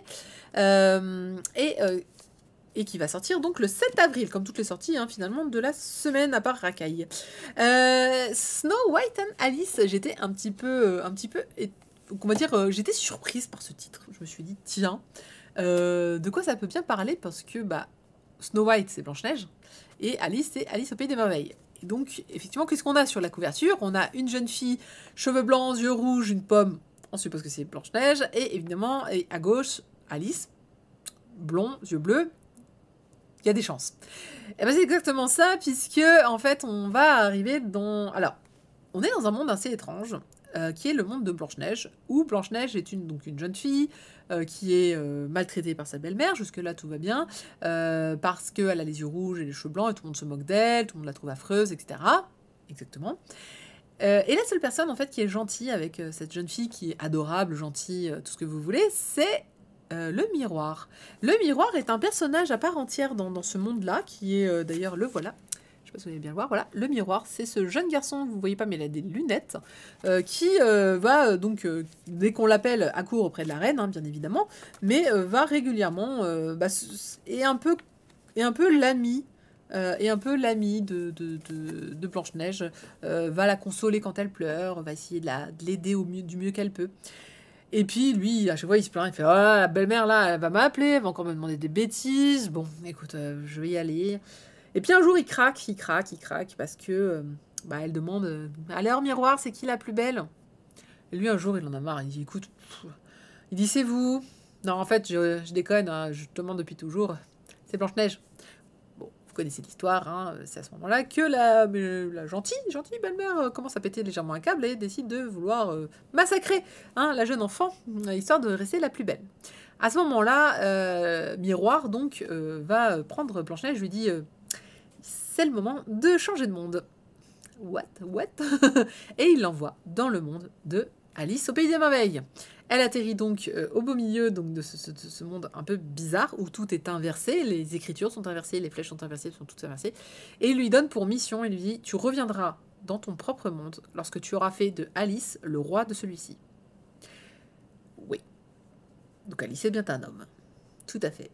Et donc elle arrive dans le monde d'Alice au Pays des Merveilles, dans lequel Alice est un personnage assez antipathique, plutôt grande gueule, etc., qui est un prince, donc, en fait, c'est un roi qui échange de place avec le roi de cœur, pas la reine, mais le roi de cœur, et donc le roi de cœur et la reine de cœur se battent en duel tous les 10 ans, et à chaque fois qu'ils gagnent, ils échangent leur place, et donc ça fait tous les 10 ans, ils échangent, et ils font ça depuis des siècles.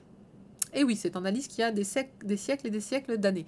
Et donc, il va tomber sur cette jeune Blanche-Neige et va lui dire « Tu fais partie de la bande du lapin. T'as les cheveux blancs, les yeux rouges. Tu fais partie de la bande du lapin blanc. À vous. » Et là, « Non, vous êtes qui? Qu'est-ce qui se passe? Pourquoi vous me faites du mal ?»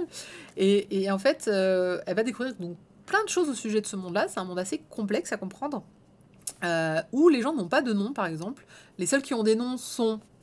le chat Cheshire, enfin le lapin, oui, c'est ça, le Loir, Alice, et puis quelques rares personnages, le valet de cœur a un nom aussi, et donc il va lui dire ah tu as un nom, elle dit oui je suis, voilà, et il fait mais tu sais que très peu de gens ont des noms, et donc du coup ils vont s'allier un petit peu, enfin en tout cas elle va finalement un peu apprivoiser ce monde là pour découvrir découvrir un peu le monde d'Alice et faire en sorte qu'il devienne le roi pour rentrer chez elle. Voilà un petit peu. Je vous sens un petit peu... ouais, il est chelou. Alors, oui, il est extrêmement chelou, ça, je peux vous le confirmer. À plusieurs égards d'ailleurs, et c'est ce qui est plutôt drôle dans ce manga, c'est que non seulement l'histoire est un peu originale, moi je trouve que effectivement balancer Blanche-Neige dans le monde d'Alice en faisant d'Alice un garçon, ok, pourquoi pas, mais la narration est extrêmement complexe. J'ai rarement vu enfin j'en ai vu quelques-uns quand même, mais en gros, je sais pas si vous allez bien le voir, parce que c'est très blanc, mais la mise en page ou la narration, il y en a partout. C'est énormément de bulles, d'entrelacements. La lecture est vraiment... Bah, vous voyez beaucoup mieux là. Voilà. La lecture, c'est vraiment... Il y a des bulles un peu partout. Il va y avoir des choses dans tous les sens. On va avoir des... parfois, à lire, c'est vraiment... Il faut se concentrer parce que vous allez avoir des actions qui vont se passer. Ça se passe vraiment sur quelques bulles en arrière-plan de quelques autres bulles. Donc, c'est vrai que c'est à la hauteur, finalement, du titre que je trouve... Voilà. Moi, j'aime bien ce genre de créativité. Je trouve que c'est vraiment quelque chose qui est assez rare. Déjà, voir ce genre de planche, c'est très rare. C'est-à-dire qu'on est vraiment sur un bordel ambiant assez jouissif, de mise en page. Bravo pour la traduction, hein, Marisa Scarenal et Shuji Takizawa. Bravo pour cette adaptation, parce que ça doit être un bazar pas possible pour correctement indiquer les bulles, etc. Les dessins n'étaient pas fixés, ils sont tombés partout. Et à la fois, d'ailleurs, le dessin, on peut le dire, le dessin est pas moche. Il n'est pas pareil, il n'est pas extrêmement beau. Par contre, il est très complexe. C'est ce que je disais, c'est que voilà, notre jeune Alice, il y a un côté sur le dessin qui... pour moi, pour maîtriser ce genre de narration, il faut forcément bien dessiner. C'est-à-dire qu'il faut bien maîtriser les corps, il faut bien maîtriser l'espace, il faut bien maîtriser plein de choses. Pour autant, oui, non, on ne peut pas dire que le dessin précis, les visages, etc., soient les plus beaux du monde, mais ils sont plutôt bien maîtrisés. Voilà, donc, on retrouve notre chère Alice dans tous les états. Voilà, donc, il y en a vraiment partout, comme je vous l'ai dit, hein, sur... voilà, vous avez vraiment à manger sur ce manga parce qu'il y a énormément de choses à lire et les infos sont très denses. On comprend pas tout à fait encore de quoi ça va parler, parce que est-ce que Snow White, donc est-ce que Blanche-Neige va pourquoi Alice doit devenir le roi déjà, pourquoi le miroir l'a envoyé dans ce monde-là, qu'est-ce qui va se passer, est-ce qu'il va y avoir une quelconque romance entre les deux, on sait pas. Alors tu vois, par exemple, quel est le style de ce titre? C'est de la fantaisie, ouais. Mais même si on me demandait, tiens, les classifications japonaises, j'aurais bien du mal à dire quelle est la classification japonaise de ce titre-là. Hein. C'est tellement, en fait, c'est vraiment un titre qui est en plein, qui coche plein de cases différentes, et que ce soit dans le style, dans la narration, dans les messages, dans les thématiques aussi, puisque bah, mine de rien, on se doute que bah, il doit devenir roi, ok. Il y a des personnages qui sont très combats, ils auraient beaucoup de combats, mais à la fois on sent bien que Snow White c'est la petite fille que tout le monde adore en fait finalement, enfin tout le monde adore dans le sens où tous les garçons ont son charme parce qu'elle est trop gentille, trop mignonne. En plus il y a un côté gag complet, comme c'est Blanche-Neige, à chaque fois qu'elle se fait un petit peu martyriser en fait, t'as tous les animaux qui débarquent pour défoncer la personne, ça, c'est super drôle. Genre à un moment il lui parle un petit peu mal, tu vois à la fenêtre tous les animaux avec des yeux comme des éclairs en mode ok alors on va être gentil. Et puis à la fois, il y a le monde d'Alice est entièrement inversé. Qu'à un moment, on lui demande t'as soif? Tiens, voilà un gâteau. Ok, d'accord, oui, c'est un concept, effectivement. Non, mais tu sens que l'auteur, donc l'auteur c'est Pepou, c'est défoncé, je sais pas si c'est un garçon ou une fille, c'est défoncé sur ce titre en mode mais je vais faire un truc juste démentiel. À la fois, comme je disais, très très drôle et très très bordélique. Donc voilà d'ailleurs, voilà ça c'est le valet qui est une jeune fille, le valet de cœur qui est une jeune fille qui explose absolument tout ce qu'elle peut. Ok, d'accord. Et puis après, bon, bah voilà, il y a les valeurs de Alice, il y a des personnages qu'on n'a pas encore rencontrés, mais notre héroïne, voilà, elle est vraiment prête à tout pour... elle est prête à tout pour survivre, en fait, finalement, un petit peu. Et puis elle a hâte de voir Elle a hâte de voir la suite. Alors, moi, mon personnage préféré, je suis triste, c'est Miroir, mais on le voit pas beaucoup. Miroir, qui tu comprends, qui aime beaucoup Snow White, et qui est super mignon au début. Enfin, vraiment, il a un côté déjanté que j'aime bien. Ah, il y aura une page couleur. Par contre, là, contrairement à d'autres, j'aime beaucoup le style couleur. Je le trouve très joli. Mais je comprends, voilà. Miroir, pourquoi tu l'as pas protégé? Pourquoi tu l'as pas... Donc, voilà, c'est un titre qui est très spécial, je vous le cache pas.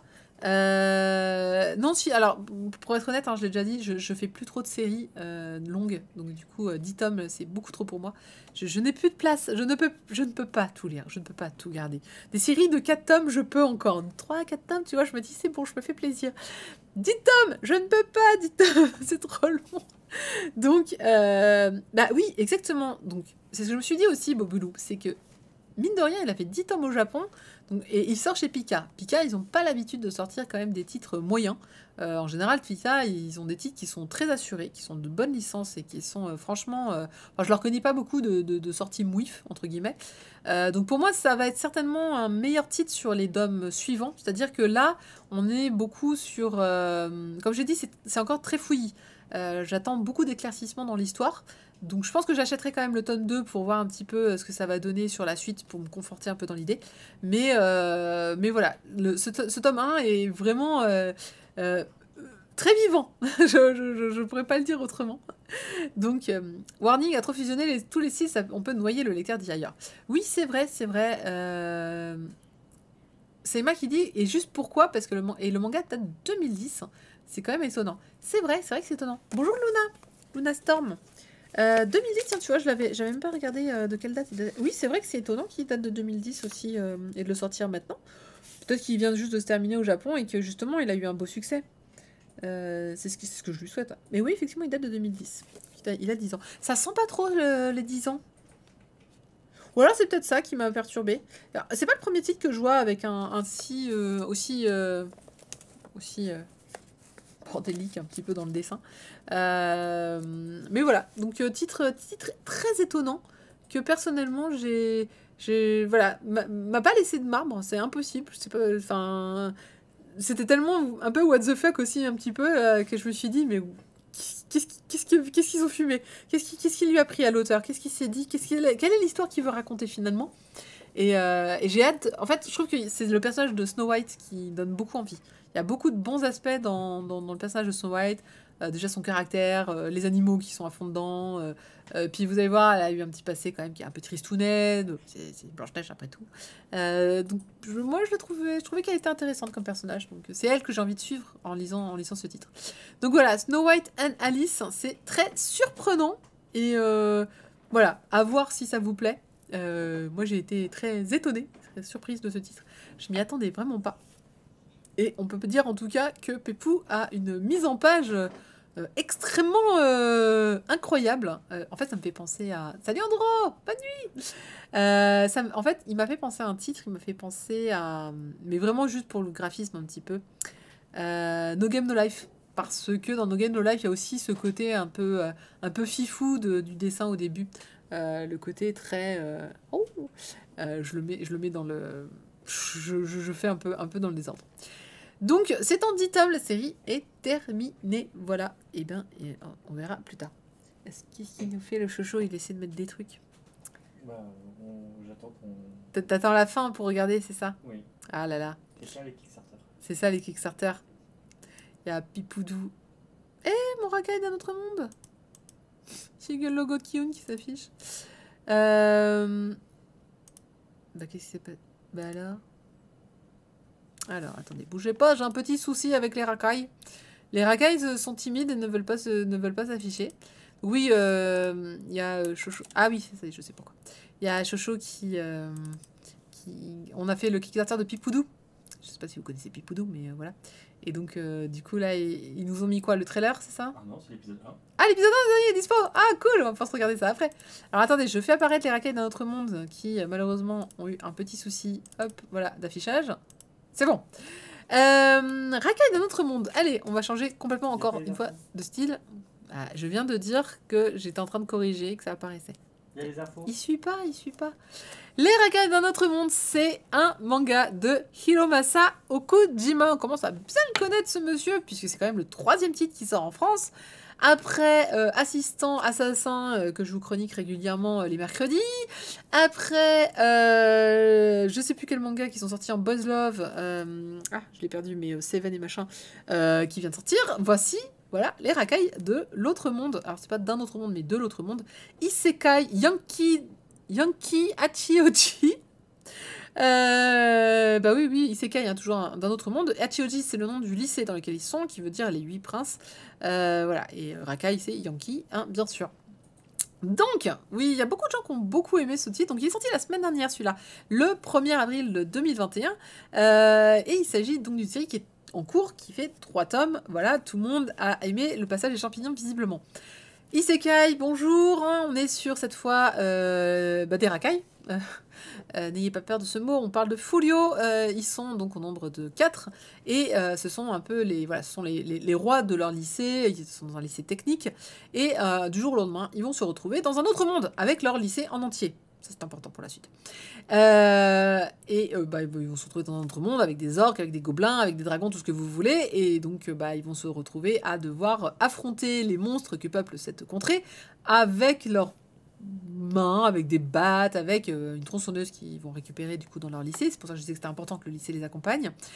Et eux, ils en ont rien à foutre, ils sont en mode vraiment honneur, baston, et donc ils vont vraiment avoir cette attitude un peu nonchalante quand ils vont rencontrer des monstres de type rien à foutre, tu m'emmerdes, je te mets un coup de boule et puis va-t'en. Et donc ils vont tomber sur un petit village qui va leur demander de l'aide. Alors le petit village a, comme tous les isekai, a un moyen de voir leur niveau. On va voir qu'ils sont niveau 3, sauf le héros, on va voir qu'il il est niveau 5, mais son métier est inconnu. Et tout le monde va les prendre pour les héros, parce qu'il y a une prophétie qui dit que un jour, tout de noir vêtus, et eux ils font, oui, c'est nos uniformes scolaires, quoi. Tout de noir vêtus, apparaîtront 8 princes qui seront les héros, en fait. Et eux, ils viennent du lycée qui s'appelle 8 princes. Hachioji peut se prononcer 8 princes, effectivement. Et donc tout le monde dit, oh là là, c'est les princes. Bah oui, mais ils sont que 4. Vous sentez déjà venir l'astuce qu'il y a d'autres qui vont rejoindre. Et donc voilà, ils vont faire des quêtes, on va leur dire d'aller dans un donjon, on va leur dire de buter un orc. Donc c'est... voilà, on est vraiment très... comment dirais-je, on est vraiment sur un truc très humoristique. Vraiment très très humoristique. Je vais pas avoir grand chose à dire sur ce manga, mais c'est assez drôle parce que déjà parce que si vous connaissez les autres mangas de ce mangaka, c'est généralement assez drôle. C'est drôle parce que c'est des furios, donc voilà, ils ont toute l'attitude qui va avec les furios, en mode wesh.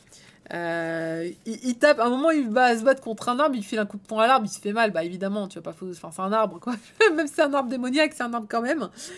Comme je vous le disais, c'est là où la tronçonneuse peut être utile. Et puis, eux, ils sont en mode ouais, on n'en a rien à foutre des levels. Nous, ce qui compte, c'est la vaillance, le courage, la volonté. Et moi, j'ai une volonté à revendre.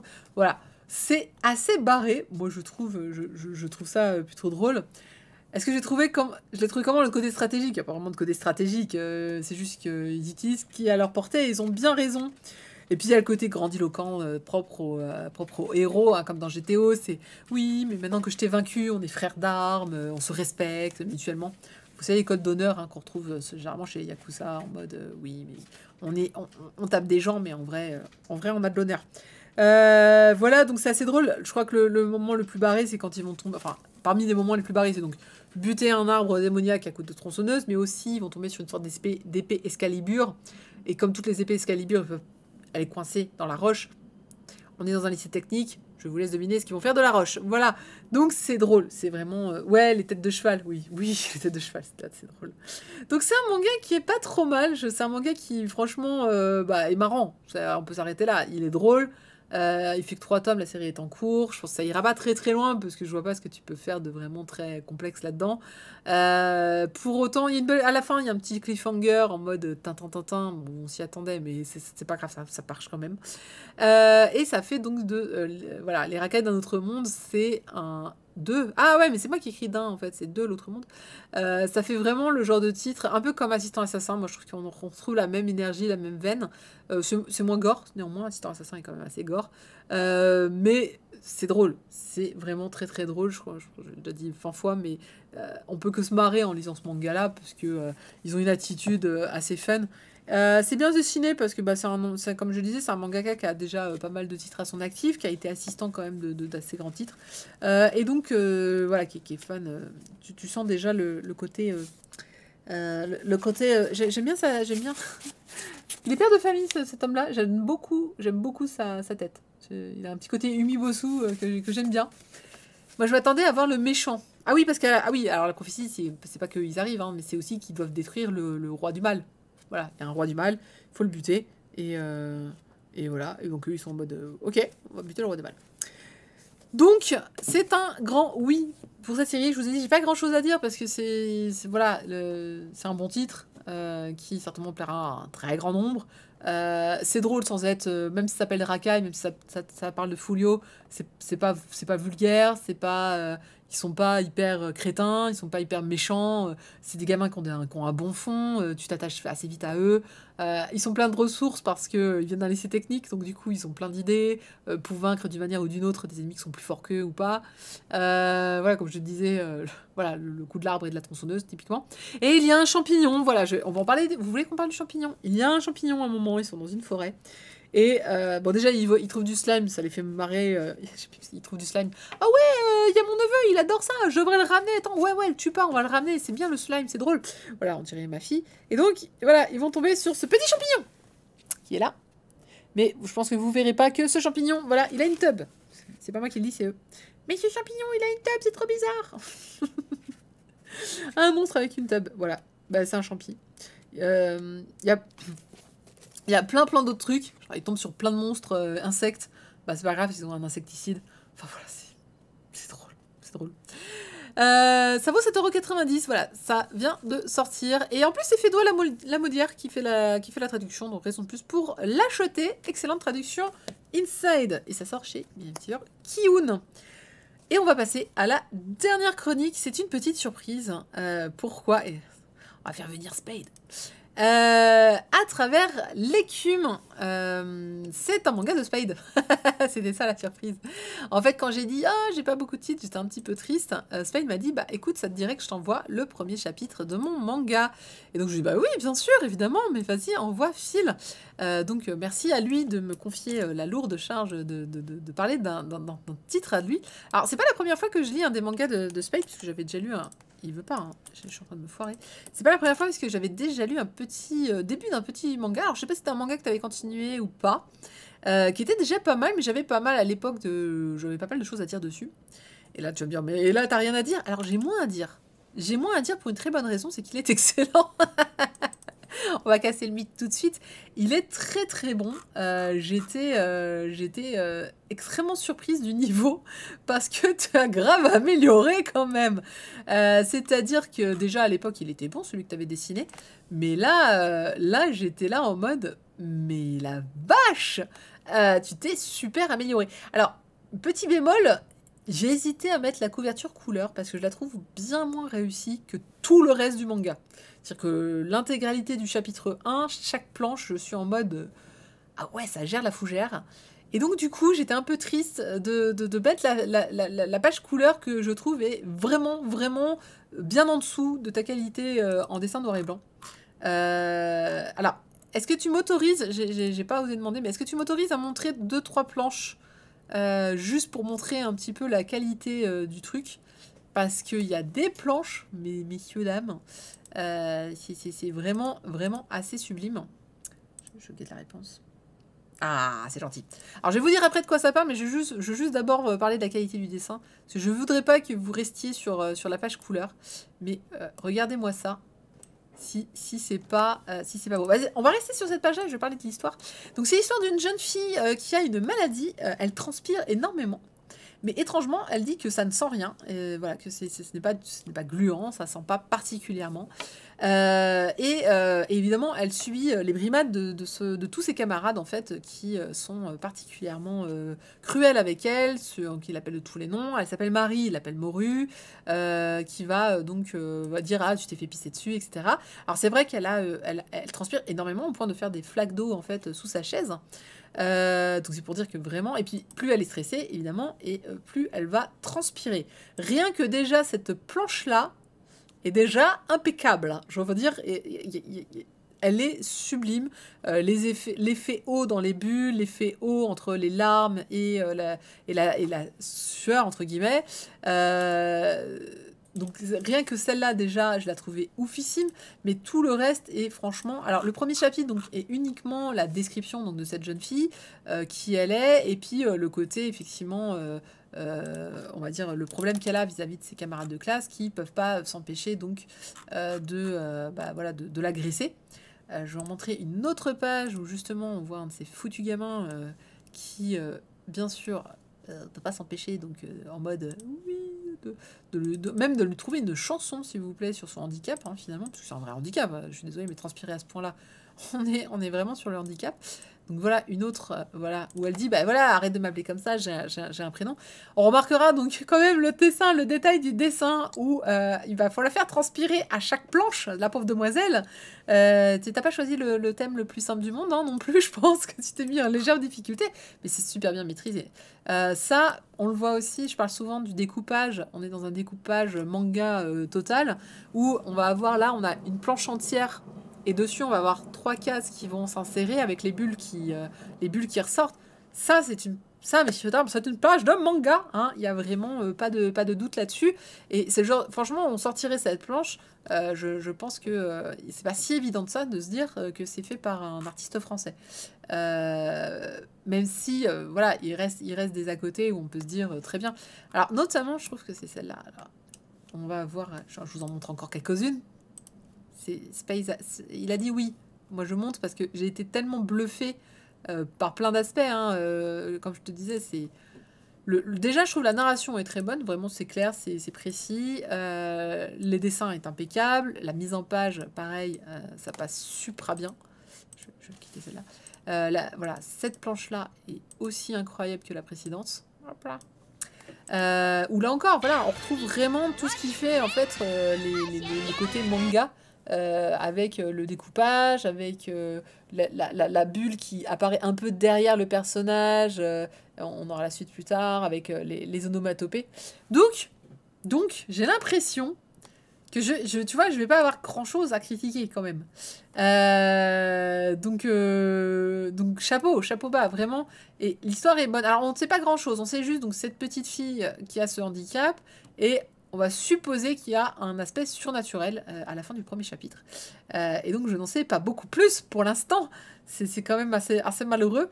Et vraiment, là, pareil, hein, la couverture non couleur du chapitre 1 en noir et blanc est très chouette. Je trouve que ce qui a bien été représenté, c'est la cruauté des enfants. J'en suis désolée, hein, mais le côté tête à claque des enfants, la montée en puissance donc de ce stress parce qu'elle passe une journée infernale. Hein, on va la traiter de tous les noms, etc. Alors moi aussi j'y ai pensé qu'il y a Rosaki, hein, le côté mais attendez, il a transpiré autant, est-ce qu'il n'y a pas un souci de déshydratation? Alors bah non, parce que souvent les gens qui ont ce problème-là sécrètent énormément. Mais surtout, c'est que comme je dis, il y a un petit côté surnaturel. Il va falloir voir ça. Donc, on peut demander à ce mangaka si son histoire est faite pour un public français ou pas. Oui, à lui, on peut le demander du coup. Mais donc, j'ai hâte de savoir la suite, moi. Donc, chapitre 1, est-ce que t'en es où? Est-ce qu'on peut lire la suite? Je vous en montre une dernière page que j'aime beaucoup aussi. On sent tout, vraiment le côté appliqué, et ça c'est quand même très très cool. Donc c'est un très bon début, donc je peux pas vous en dire beaucoup, hein, c'est qu'un premier chapitre, mais moi je pense que, écoutez, on va se dire que si ce titre-là sortait un jour, je l'achèterais sans problème. En tout cas, voilà. Il y a un petit côté européen, quand même. Ah, la suite est encore de prod. Il y a un petit côté européen. Bon, Bon, ça va, j'ai cru voir une faute d'orthographe. Il y a un petit côté européen qui est plutôt naturel, hein, et qui est plutôt sain, je trouve. Il n'y a aucun intérêt à vouloir copier à 200% le style japonais. Pour moi, il est juste dans les visages. Dans les visages, tu sens un petit côté graphique personnel. Ce qui est une bonne chose, puisque du coup, on ne peut pas accuser que ce soit du copier-coller, parce que n'importe qui pourrait copier. Enfin, pas n'importe qui, mais voilà, copier le style de quelqu'un, c'est facile, mais avoir son propre style, c'est pas si évident. On sent vraiment au moins une patte personnelle, tout en gardant tout le côté japonais sur la narration, sur la mise en page, sur la façon dont se passe ce premier chapitre de harcèlement scolaire, sur l'intensité qui monte jusqu'à l'explosion finale à la fin du premier chapitre. Donc, il y a énormément de trucs que j'aime. Et j'ai tu vois, moi qui ai vu le premier chapitre de l'autre, la différence. Enfin, déjà à l'époque, je t'avais dit que tu dessinais quand même vachement bien, les méchants notamment, et je t'avais dit, tu dessines moins bien les enfants et beaucoup mieux les méchants. Parce qu'il y avait des monstres en fait, et je trouvais que tes monstres étaient extrêmement réussis là où les enfants étaient très inégaux. Ah bah là, il y a plus, je peux plus le dire, c'est relou. Parce que là, c'est là bah déjà, il y a que des enfants, et les enfants sont super bien dessinés. La fille est très très bien dessinée sur tous les visages qu'elle montre, elle a plusieurs expressions différentes. Je la trouve vraiment bien faite.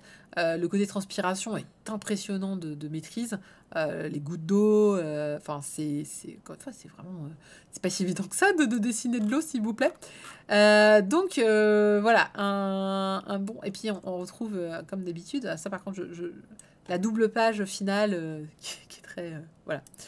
Donc, je n'attends qu'une chose, c'est la suite. Je vais pas pouvoir en dire beaucoup plus. Je vais lancer le signal à Chocho. Chocho, tu peux faire le tirage pendant qu'on termine. Mais voilà. Donc, bravo Spade. Bravo encore. Je trouve que c'est un très bon début. Et tu le destines à quoi, du coup? Est-ce que tu vas l'envoyer à un éditeur, genre Kiun? Kiun fait des choses originales, et H2T aussi. Donc, moi, en tout cas, ce premier chapitre, je le trouve vraiment accrocheur. On a envie de savoir le pourquoi, on a envie de savoir le comment, on a envie de savoir si elle va s'en sortir. Voilà, c'est suffisant pour que... Ah, t'aimerais l'envoyer aux éditeurs? Ben oui, mais vas-y. En tout cas, sur ce premier chapitre, moi, je trouve qu'il y a juste la double page. La double page, c'est peut-être la seule que je trouve la plus... si je devais dire laquelle est la moins bien, ça serait la double page. Alors, pas pour l'effet haut, hein, qui est juste très très bon. Peut-être les persos, voilà, je les ai trouvés moins maîtrisés parce qu'ils sont tous limite en SD, en fait, ils sont tous en mode gag.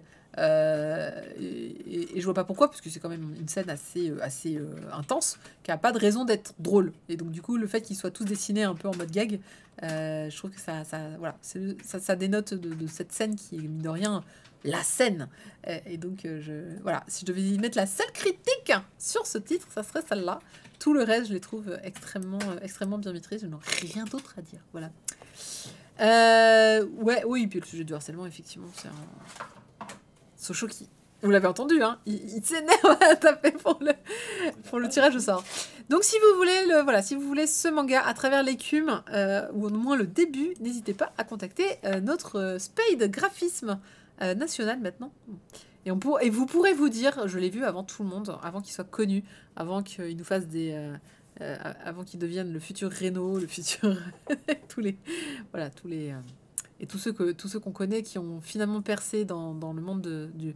Alors, à la limite manga, mais après, je te souhaite aussi de faire de la BD ou du manga, hein, en tout cas, de vivre cette passion qui est le dessin et le graphisme que tu nous mets. Et d'ailleurs, ça me fait penser, oublie pas le dernier mail que je t'ai envoyé. Je t'ai fait envoyer un mail, tu sais, sur les émoticônes, si jamais t'as le temps. Voilà. Il faut aussi faire des images d'intro de... Oui, aussi, ça. Merci. Eh ben, écoutez, et le gagnant, puisqu'on va faire... Finissons sur une bonne nouvelle. Le gagnant à qui je vais envoyer donc Snow White and Alice, c'est Bobulou. Voilà, félicitations à toi Bobulou. Je te envoie un petit mail dès demain pour t'envoyer ce manga. Je t'enverrai des petits cadeaux avec. J'ai ramassé plein de trucs pour joindre un petit peu aux envois, histoire de faire. Voilà. Ah bah non, non, mais t'inquiète pas, Spell, je préfère que tu sois occupé, en fait. En vrai, je trouve que c'est cool. Donc voilà. Est-ce qu'il y a des rééditions intéressantes prévues cette année que je guette? Oui, ailleurs, les Sailor Moon. J'en ai parlé mercredi dernier. Je suis très contente de cette réédition qui est juste magnifique, superbe, incroyable. Voilà, et ça c'est cool. Merci à tous d'avoir suivi donc ce stream. J'espère que voilà, ça vous aura encore une fois donné envie d'acheter les nouveautés qui sont sorties et qui vont sortir surtout cette semaine. Merci encore à Pika, H2T, Panini et Nobinobi pour les titres envoyés en service presse. C'est un grand soutien qui m'est fait et qui me permet donc de parler, voilà, de pouvoir faire cette émission ce soir. Sinon, en gros, j'en avais que 2 hein, quand même. J'étais un petit peu en galère. Je vous aurais parlé de plein d'animés du coup. On y a échappé belle. On se retrouve, je ne serai pas au Cri du Mochi demain, mais je serai la semaine prochaine normalement. Et donc du coup, nous, on se dit ou à demain en stream jeux vidéo, ou bien mercredi pour les sorties en cours. J'ai acheté pas mal de trucs encore cette semaine. Quoique là, j'ai l'impression que ça s'est beaucoup ralenti, j'ai beaucoup moins dépensé. Et j'en ai profité du coup pour faire, vous allez voir, j'ai relu pas mal de titres de fond qui me manquaient. Par exemple, j'étais en retard sur Chainsaw Man, je l'ai enfin terminé. Oh, c'est trop bien cette série. On en parle mercredi. Et puis bah du coup, je vous souhaite une excellente soirée à tous. Bye bye. Et moi, j'allais boire de l'eau. Salut tout le monde.